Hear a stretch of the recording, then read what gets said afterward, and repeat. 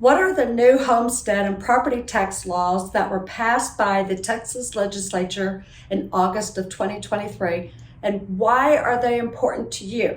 First, the homestead exemption was increased to $100,000. What does that mean? If you have a home and it is valued at $500,000, you automatically have a $100,000 deduction on the assessed value of that home, which would be $400,000. Second, there's also called a school tax compression, and it's just over 17 cents per $100 valuation that the school districts can tax your property at, which also leads to significant savings.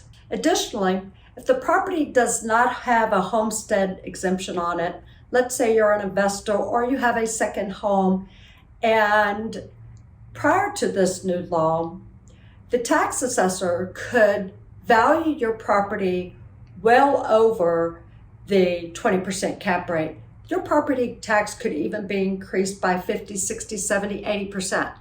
So this 20% cap rate will save you money as well. Finally, the new law requires that there will be 3 elected positions from the represented districts.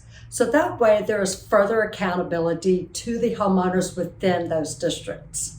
Thank you for watching this video, and if you have any further questions, feel free to reach out to me. I thank you so much for your support, and I'm always glad to be of service.